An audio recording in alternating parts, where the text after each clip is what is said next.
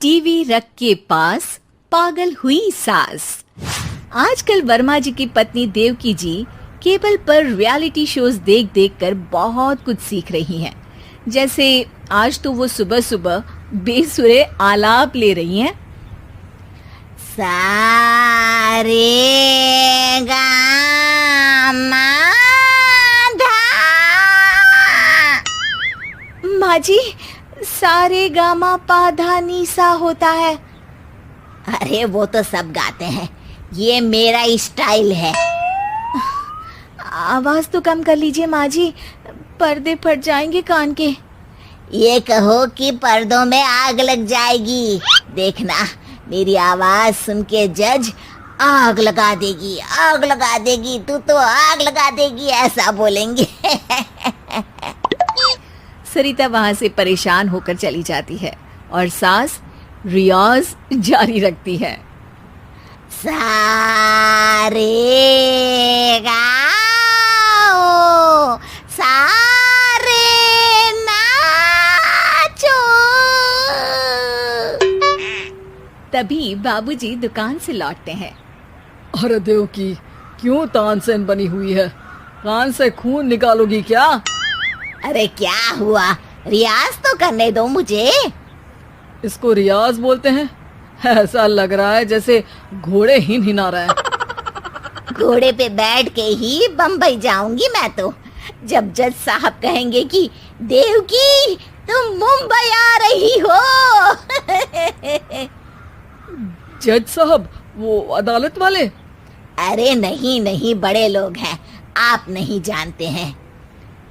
ओ मैं तो छोड़ चली अपना ये देश, बम्बई मुझे प्यारा लगे।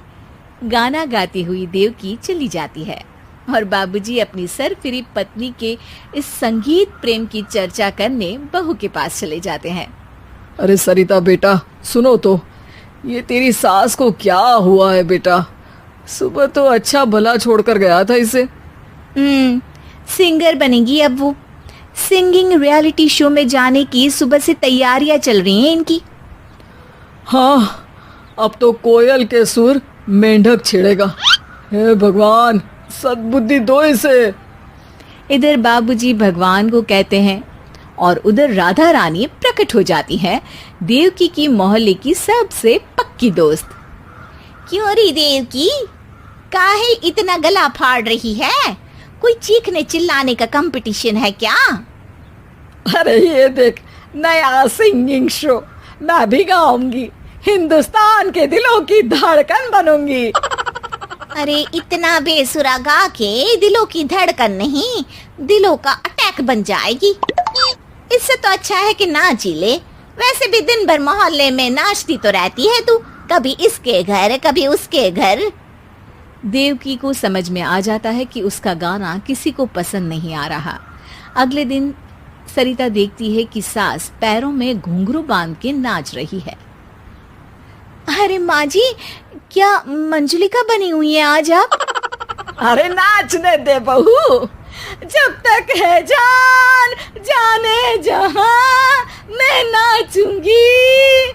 अरे माँ जी, अभी जान निकल जाएगी इतनी जोर से नाचेंगी तो। अरे अरे, क्या कर रही हो? अरे दिख नहीं रहा, डांस कर रही हूँ। अरे जैसी तुम्हारी हरकत है, तुमको तो नागिन डांस करना चाहिए। वो भी करूंगी, भांगड़ा भी करूंगी। देखना, जज मुझे देख के स्टैंडिंग ओवेशन देंगे।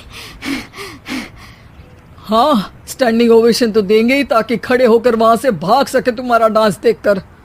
अरे कुछ ढंग की चीज करो, ये रोज क्या नया शुरू कर देती हो? सास को लगता है कि उसका डांस का सीन भी बिगड़ गया। अब वो टीवी देख के कोई और कलाकारी ढूंढने लगती है। तभी उसे टीवी पर खतरों के खतरनाक खिलाड़ी शो दिखता है, जिसमें लोग अलग अलग स्टंट करते हैं। बस देवकी को नया काम मिल जाता है। अगले दिन सुबह देवकी डंबल लेकर कसरत करने लगती है। माँ जी, ये क्या कर रहे हैं आप? अरे खली जैसे बनकर खलबली मचा दूंगी। कल मैंने खतरों के खतरनाक खिलाड़ी देखा और सोच लिया कि मुझे वही जाना है। हाँ बस। तभी वहाँ बाबूजी भी आ जाते हैं। अरे इतना भारी डंबल, अरे गिर मत जाना कहीं लेकर। अरे चुप करो, तुमसे कुछ नहीं होता इसका मतलब ऐसा नहीं कि मुझसे भी कुछ नहीं होगा। मैं तो खतरों के खतरनाक खिलाड़ी में जाने वाली हूँ। हाँ, मैं तो इस शो में तभी गया था जब तुमसे शादी हुई थी। तुमसे शादी करना भी खतरों के खतरनाक खिलाड़ी में जाने से कम थोड़ी ना। अब चुप भी रहिए। अरे बहू, वो भारी वाला डंबल उठा कर ला तो। अरे ना माँ जी, आप संभाल नहीं पाओगी।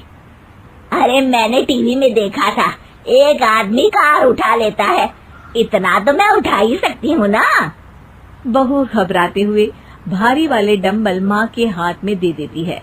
जैसे ही माँ दोनों हाथ ऊपर करती है, पूरे शरीर का बैलेंस बिगड़ जाता है और वो पीछे की तरफ गिर जाती है।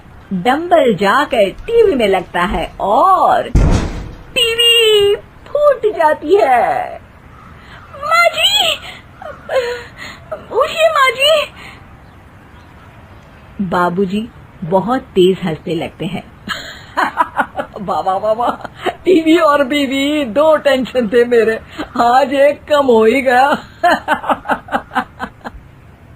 बहू भी सास को उठाते उठाते इस बात पर ताली बजाकर हंसने लगती है और देवकी फिर से गिर जाती है। और इस बार देवकी भी अपनी बेवकूफी पे हंसी रोक नहीं पाती।